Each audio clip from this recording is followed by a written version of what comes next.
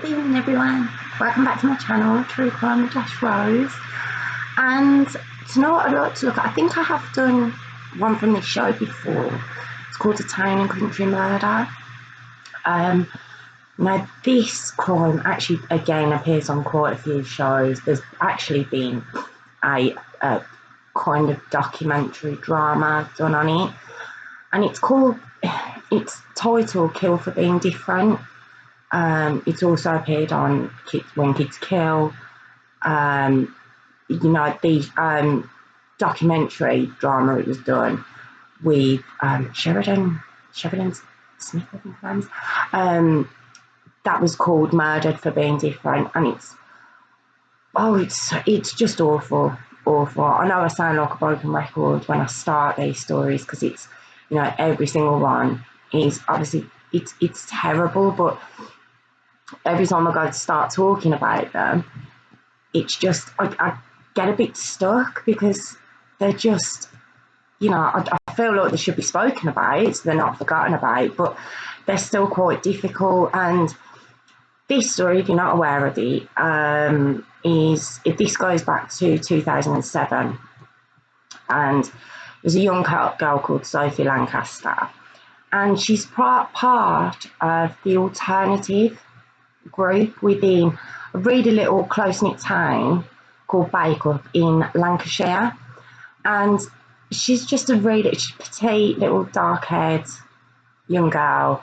Said boyfriend, she was really sweet, very intelligent, and like I say, part of the alternative group. So, when you see photos of her, she has got like dreadlocks and black nail varnish. She's more of a grungy. That's the way she dresses. She looks really good, really, really good. Her mum Sylvia is on the show, and she just talks so sweetly about her. She said she was just such a sweet girl. She's also got two friends that are on the show called Stacey and Suzanne, who are also part of the alternative group. It's like they've got their own little circle within the town.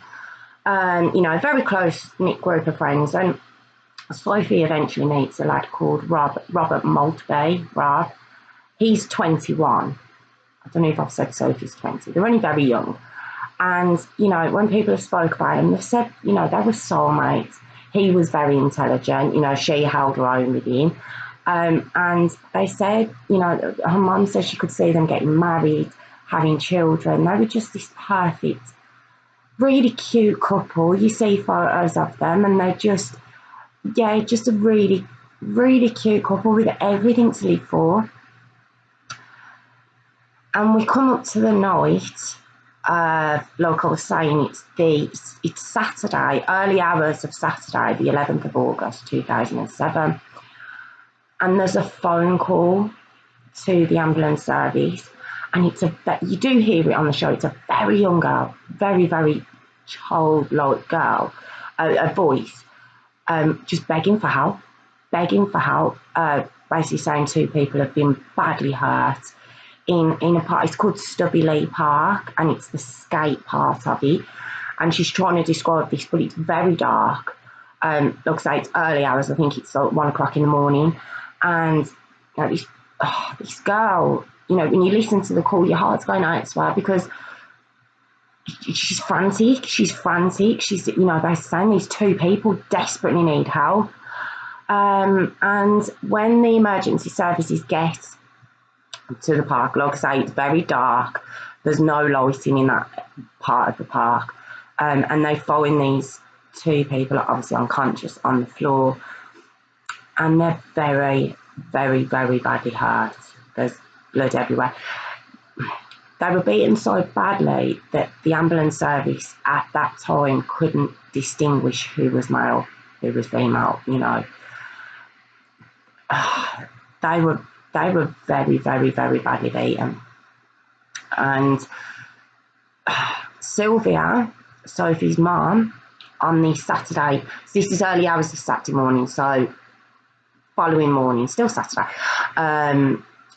she goes about her business as she normally would, and when she gets back, she'd been shopping back,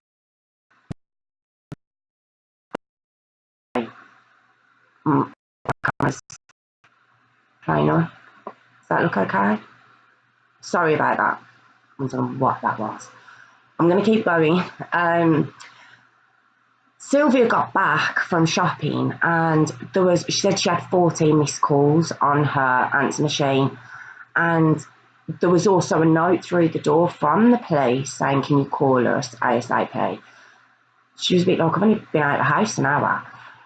Before she could phone the police, her son phoned her, Adam, and he said Sophie and Rob have been really, really badly hurt, and it was them that were in the park, found by the emergency services.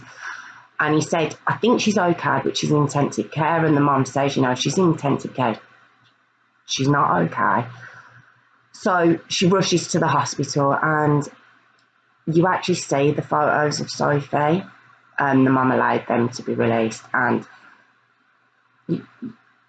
one of her friends says, if you didn't know her, you wouldn't have recognised her. And from the photos you see of her, looking quite happy, to this photo in the hospital bed in intensive care, it's a shock. It's a real shock. Obviously she's got a lot of wires on her, but her head is very swollen. She's been beaten very badly. There are trainer marks on both sides of her head. As I was saying earlier, she's got dreadlocks. Some of them have been ripped out, and her scalp had been pulled out as well. It's horrible to see, because you can make out in the photo she's only very petite. They were a very unassuming, lovely couple. Why? How did this happen? Rob, also in intensive care. They're in a very, very bad way. But at that particular time, it looked like that Rob was the more severe of the two, and that Sophie would be okay. In fact, the mum says she knew the scars would heal, but she was worried about her mental health because she was such a sensitive soul. She didn't know how she would cope with this. So when the police got there the next day to the skate park, so this was a very sleepy town. It was a very, everyone knows everyone knows everyone else's business. This was a shock to this small, very proud of where they live, the residents. They couldn't believe this had happened on their doorstep, and a lot of people wanted to help, but it became very clear that the witnesses that were in the park on the night at the time, they kind of became a wall of silence, because people started to hear who could have done this to this young couple. And it was a group that was very well known of young lads that people didn't want to speak up against. And the police realised they've got a bit of a problem here. When they went to the crime scene, there was 2 pools of blood. You do see it. There was bits of Sophie's hair on the floor. There was cans, like alcoholic cans, littered about. It kind of told a story in the daylight. But the police can't just go on that. They need proof, they need witnesses. And when the young people have been at the park, don't forget there was a girl who phoned the emergency service as well. When they were getting brought in, these young people were being questioned, and when I say young, I mean very early teens. When they were being questioned, they were being questioned by quite older, senior police officers, and it wasn't working. They weren't speaking up. So one of the detectives came up with a very unusual idea of bringing in some young police officers who would never normally be put on a case like this. This was a serious assault. 2 people are in intensive care. They wouldn't normally be put on something so severe, I suppose, but because they're young and knowing that social media and everything else, they thought maybe they could help. And they did. They knew how to communicate with these young people, and eventually some names started to come forward. The scary part of it is that Sylvia, Sophie's mum, this happened on a Saturday, but on the Monday she knew all 5 lads that had been in the skate park at the time it happened. She knew their names and their addresses. So it had made it round the town very quickly, but the police couldn't get anyone to speak up and say for definite who it was. But they all know who did it, and, you know, the alternative group were very scared. They didn't know they were going to be pinpointed now, because Rob and Sophie they were just so unassuming and wouldn't have provoked it. They weren't that kind of couple. They weren't they weren't them people individually or together. They would never have provoked anything like that. So the alternative group as a whole were quite scared. They didn't know what, you know, were they going to be targeted now?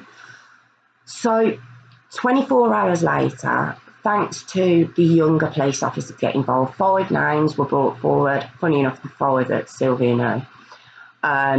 You know, but eventually witnesses came forward and the names were given.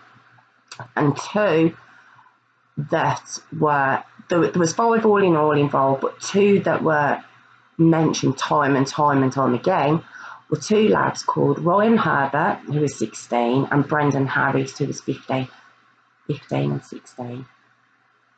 Children. But they were very, very violent boys. They'd been known to, you know, they drank in that park. They were violent. They had trouble. You know, they were not nice guys. They weren't. And the group they hung about with weren't a nice group. Certainly not the type of group you would put Rob and Sophie in the middle of. You wouldn't. So they got their clothes. All 5. They got their clothes from the Saturday night to send off to forensics, etc. Nadine Holden, also on the show, is the DCI inspector in charge of the case, and he was just determined. He'd met Sylvia, Sophie's mum. He'd seen what had happened to Sophie, so much so that he got a pathologist. Now, a pathologist is usually used when someone's passed, but he wanted a pathologist not only to clarify what the marks were on Sophie, but how perhaps they'd gotten there and before they went, because obviously the bruises are going to heal, the swelling's going to go down, and he wanted something concrete before that happened. And the pathologist said that the marks on both sides of Sophie's head, which you do see, would have come from 2 people, at least 2 people kicking her. They were boot marks, basically. So when they brought these 5 lads in, none of them admitted anything to Sophie. None of them wanted to hold their hands up to Sophie whatsoever. But they all started putting hands up to Rob, you know, mainly pointing the finger at Ryan and Brendan.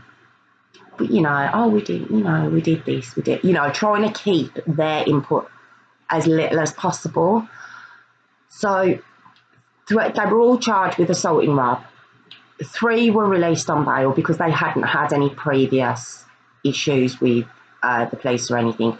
But Ryan and Brendan were kept in. They were kept in the Young Offenders Institute while the case was ongoing. Now, as I was saying, Rob looked the more severe of the 2. But unfortunately, sounds awful, not unfortunate. Rob started to get better. What I meant by unfortunately is Sophie didn't. She was brain damaged. And on the 21st of August 2007, so 10 days after the attack, they did a test to determine brain function on Sophie, and there was nothing. There was nothing there, and the family had to make the devastating decision to turn the life support off. And this is the part of the show that is very hard to watch with her friends and her mum, because she explains that she hasn't been able to touch Sophie. Sophie's a crime scene. She hasn't been able to hug her. She hasn't been able to touch her. imagine your daughter and you can't do anything. So it was the first time that she'd been able to touch her and hug her, and she did get to say goodbye, and Sophie unfortunately did pass away. Rob had come out of his coma. He was obviously still quite bad, so I don't know when they told him. I don't know if they'd have told him straight away. But now the boys are now being questioned for murder, and all of a sudden they're starting to talk. The case has completely changed now. Everything's changed. It's not just a hiding they've given to two. Got to stay in the park. That's obviously not my wording. That was from the show. You know, it wasn't that anymore. It was murder. They murdered a 20-year-old girl. So they're all starting talking now. So Brendan has blamed Ryan, but Ryan just said no comment. He didn't actually blame anyone. He just no commented everything. And the reason he no commented is when the forensics came back from all his clothing from the night, he was banged to rights. He had both of their blood on his trousers, everywhere, on his trainers, and they worked out that either it was from standing in the pool of blood or more likely from kicking somebody who was profusely bleeding.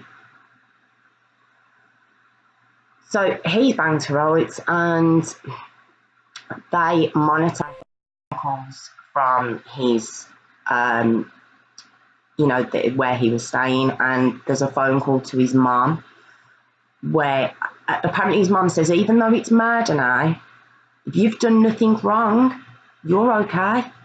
And he said, well, I did.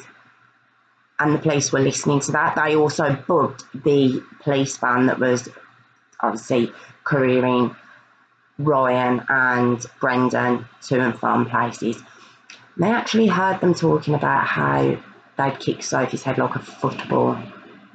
No remorse there. They're bragging about it in the police van. So on the 6th of September 2007, all 5 of the lads were charged with murder. But in November, Rob, now I don't know if it had been held back, it's not explained, but Rob left hospital and he was able to go to Sophie's funeral. And the way they talk about it, it's just everyone was there. You know, everyone from the community, the alternative community, everyone from their town. You know, her friends say there was not one person that wasn't present for her funeral. And, it was, Rob Matt was able to go, and just very, very sad when you watch it. Very, very, such a waste, such a real waste. So the trial begins in March 2008 of these 5 boys. 10th of March 2008, in Preston Crane Court. All five of them pled guilty to GBH of Rob. So, they do that because he's alive. But obviously they're all shying away from what happened to Sophie. But Ryan Herbert actually pled guilty to Sophie's murder. Now, again, he was banged to rights, but he didn't fight it at all. He pled guilty from the get-go to her murder. Obviously guilty to GBH Rob and guilty to the murder. Now, this posed a problem to the police. If they could prove as a group they had contributed to Sophie's death, they could get all 5 of them. I haven't got the terminology, but I believe that's how it would have been played out. Because Ryan Herbert pled guilty, all the other 4 were like, well, hang on, it wasn't me. And all their defence counsels were there to say the same thing. Well, look, he said he did it. And the police knew. They knew Brendan Harris. Through witnesses, through proof, they knew. He might not be the other 3, but he was 100% involved in Sophie's death. 100%. It was the 2 of them acting. Now, Ryan didn't mention Brendan's name, but the police know. And there was witnesses to say it was the 2 of them, plus the pathologist's evidence saying that it had to be 2 people. And so the police, they were going after Brendan Harris as well. You know, they weren't letting him get away with this. So it goes back to the night in question, and Sophie and Rob they'd been at a friend's house, just had a couple of drinks. They weren't drunk, they'd had a couple of drinks. They were walking home, needed some cigarettes, popped by a petrol station, and while they were there, they bumped into a group of girls, young girls, who were very interested in how they looked. But they had, you know, when you got the hole in your ear, they had that done, and they were very interested in their lifestyle, and they got on really well with this group of girls, and they decided to move on from just outside the petrol station. They ended up in Stubby Lee Park and eventually made their way to the skate park. Now, when they got there, the 5 lads, including Brendan and Ryan, were there, and it is said that from quite early on in the evening they'd been drinking, they'd been having sex with girls in the park. You know, this was their idea of a good night. And when they seen the attention that Rob and Sophie were getting from their girls, by the sounds of it, they didn't like it. And it was said that one of them piped up and says, "Come on, let's eat him. Let's go and eat him." And that was it. That was the big reason behind this whole story, because they were jealous that they weren't being looked at, like the be all of Stubby Lee Park, and they laid into Rob, and they were kicking, all 5 were kicking in, punching, you know, going in on this poor lad. And Sophie, being obviously the girl she is, she cried at him, she was begging them to stop. And like I say, this girl's quite petite, she's only a little girl, she would have been trying to protect him. And it's come forward that Ryan says, "We've got to kill her, she's a witness." So they go for her now. Now it's said, Ryan said that Brendan volleyed Sophie in the back of the head, volleyed her in the back of the head. They both went in, and they pulled the dreadlocks out. These were lads, hey? You know, it was a savage attack for no other reason than they were in the wrong place at the wrong time. And all I can say, it's a testament to not only the police involved on the case, but also the witnesses that did come forward, because they've got to have been scared. It's Brendan and Ryan, they were known around the area. Apparently their families were as well. Their families thought it was a great crack in the court. So I've heard on the programmes I've watched, they were egging them on. Thought it was a great laugh. It was a joke. This girl died.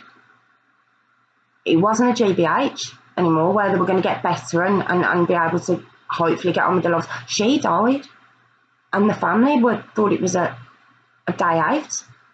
These lads didn't stand a chance if that's where they came from. So on the 27th of March 2008, Brendan Harris was found guilty. Ryan obviously had already confessed to his part in the crime. So on the 28th of March, the sentencing came in. Brendan got life with a minimum term of 18 years. Ryan also got life. He'd originally got 16 years, but he wanted a bit of a pat on the back for confessing. He didn't think that was enough time off because he confessed to it. So he got 15 years, it got reduced. You confess, well done. Well done. You know, you confessed to what you did, to beating a young, defenceless couple and killing a young, defenceless girl. But you confessed to it, so, you know, good job. And the 3 others who were there wasn't involved in beating of Sophie. I think they were just involved in the GBH of Rob. They got between 4 and 5 years each. They're out living their lives now. Brilliant. Just such a waste. All the stories I do are a waste. This one, it's wrong place, wrong time. That's why they're not here anymore. Well, sorry, Sophie's not here anymore, and Rob will never be the same again. He's not on the show. I don't know if he's ever given an interview. I believe he might have given a very small interview, but you know, Sylvia, Sophie's mum, it is lovely. She's, as in a lot of these stories that I do, has set up a charity, and it's against the discrimination of alternative groups. You know, and just to go around schools and colleges and just say, look, just because these people may look a certain way, they're no different from you. You know, they probably got a lot of interest you've got, and you know, she's trying to educate people in that, and I think that's lovely, and it's in Sophie's name. It's really nice, and she'll always be remembered for that as well, because they're not going to let this, you know, just be forgotten. And that's why, again, I thought it was important to do, because it was not 12 years ago, 12 years ago, and again, she'll never be forgotten. And you know, just because someone does look different, unfortunately, the girls on that night who were just asking questions and very innocently, it ended very badly. But I think Sylvia's trying to encourage that kind of behaviour, and you know, if you're a bit, or you know, standoffish, ask. You know, oh, well, how did you get that done, and what made you, you know, is it music, or you know, how you got into this lifestyle? You know, they're not. Being different isn't a bad thing. I think that's what she's trying to put across, and you know, it's a really good message. And that was the story of Sophie Lancaster and Robert Maltby. You know, I know Sophie passed, but I sound really flippant when I say that, but he should be remembered too. He is out there and has to remember that, and it is awful. And just thank you so much for joining me again. I will pop a link in. If you do want to watch it, I have mentioned the shows it's on, and if you've got any comments, I really do appreciate them. And if you fancy subscribing, press the button. Really do appreciate it. And yeah, I'll see you next time. Thank you so much for joining me again. Thank you.